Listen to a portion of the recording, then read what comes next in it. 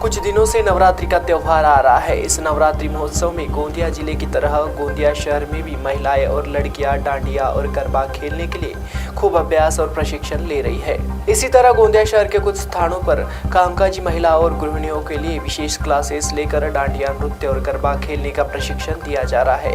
बड़ी संख्या में महिलाओं ने अपने घर का काम संभाला है और इस प्रथा में भाग लिया है।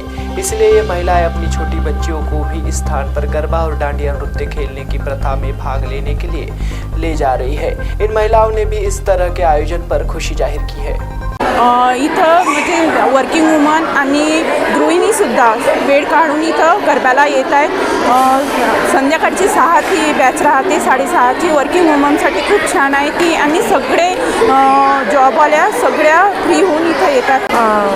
दरवर्षीप्रमाणे यावर्षी आम्ही इथे गरब्याचं आयोजन केलेलं आहे। हे आमचं गरब्याचं 3रं वर्ष आहे आणि इथे 200हून अधिक महिलांनी इथे सहभाग घेतलेला आहे। आम्ही 5 दिवसाचा गरबा करत असतो आणि त्यामध्ये 5 दिवसाच्या 5 वेगवेगळ्या थीम पण आम्ही ठेवत असतो।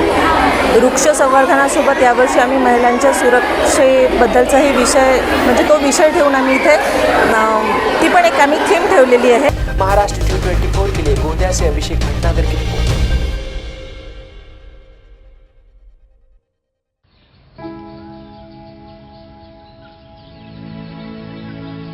तू ग हे कुठून आणलं? आणला साडी पण वाह, छान दिसते की।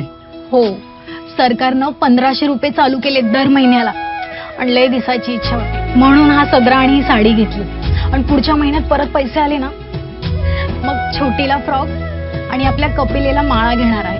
बर, राज्यातील भगिनींच्या सन्मानार्थ महाराष्ट्र शासनाची मुख्यमंत्री माझी लाडकी बहीण योजना महाराष्ट्रातील प्रत्येक पात्र महिलेच्या बँक खात्यात दर महिना 1500 रुपये जमा होणार। सन्मान बहिणींचा, सन्मान महाराष्ट्राचा।